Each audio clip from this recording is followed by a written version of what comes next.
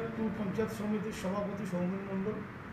আমার বসিরহাট টু পঞ্চায়েত সমিতি বিগত দিনে গত সপ্তাহে বিশ্ব বাংলা কনভেনশন হলে একটা 342টা ভিডিও আছে আমাদের রাজ্যে নিয়ে মিটিং হয়েছিল।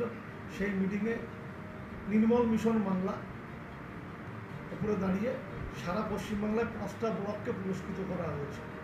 তার মধ্যে বসিরহাট 2 নম্বর পঞ্চায়েত সমিতি, আমার পঞ্চায়েত সমিতি পুরস্কৃত হয়েছে। সেদিন আমাদের 3 জন মন্ত্রী প্রদীপ মজুমদার, শিউলি শাহ, বেচারাম মান্নার হাত দিয়ে আমার বিডিও সাহেব সেদিন পুরস্কার নিয়েছিলেন।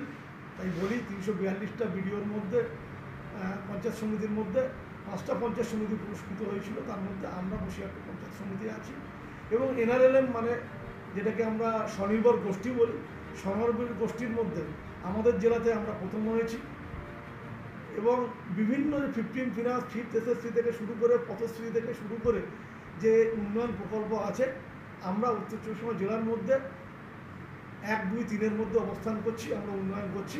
আগামী দিনে মানুষের চাহিদা অনুযায়ী আমরা রাস্তাঘাট থেকে শুরু করে পানীয় জল থেকে শুরু করে স্ট্রিট লাইট থেকে শুরু করে সমস্ত উন্নয়ন আমরা আগামী দিনে মানুষের দরজায় পৌঁছে দিতে আমরা প্রতিজ্ঞাবদ্ধ বা প্রতিশ্রুতি। আচ্ছা, মাননীয় মুখ্যমন্ত্রী এতগুলো প্রকল্প করেছে, সব থেকে বেশি চাহিদা আপনার পঞ্চায়েত এলাকার কোনটা সব থেকে বেশি হচ্ছে? মানে আপনার বিধবা ভাতা, বার্ধক্য ভাতা, কন্যাশ্রী, কোনটা আপনার সব থেকে বেশি চাহিদা?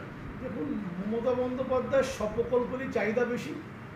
আপনার লক্ষ্মীর ভাণ্ডার স্বাভাবিকভাবে 25 বছর ঊর্ধ্বের মায়েদের জন্য আছে, সে কারণে লক্ষ্মীর ভাণ্ডারের চাহিদা বেশি। কিন্তু বার্ধক্য, বিধবা ভাতা থেকে শুরু করে কৃষক বন্ধু থেকে শুরু করে কৃষি পেনশন থেকে শুরু করে বিভিন্ন ধরনের প্রকল্প যা আছে আমাদের, সব প্রকল্পের প্রতি মানুষের চাহিদা, মানুষের আবেদন তুঙ্গে। আচ্ছা, বিভিন্ন জায়গায় দেখা যাচ্ছে যে বর্তমানে দাঁড়িয়ে দেখা যাচ্ছে বিভিন্ন জায়গায় ইলিগাল কনস্ট্রাকশন হচ্ছে।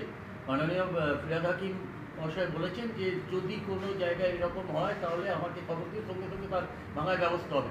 আপনার এরিয়াতে কেমন চলছে? আর আপনাদের দেখুন, কর্পোরেশনের উনি মেয়র, কলকাতা কর্পোরেশনের মেয়র, কর্পোরেশনের একটা আলাদা, পৌরসভার আইন আলাদা, আবার পঞ্চায়েতের আইন আলাদা। কিন্তু পঞ্চায়েতও বাড়ি তৈরির ক্ষেত্রে একটা আইন আছে, সেই আইন মেনে নিয়ে মানুষ কাজ করছে। যদি আইনের বিরুদ্ধে গিয়ে বেআইনিভাবে কেউ কোনোরকম ইলিগাল কনস্ট্রাকশন করে, আইন মোতাবেক যে অ্যাকশন নেব নিশ্চিতভাবে আমরা জেনারেল অ্যাকশন। Thank you.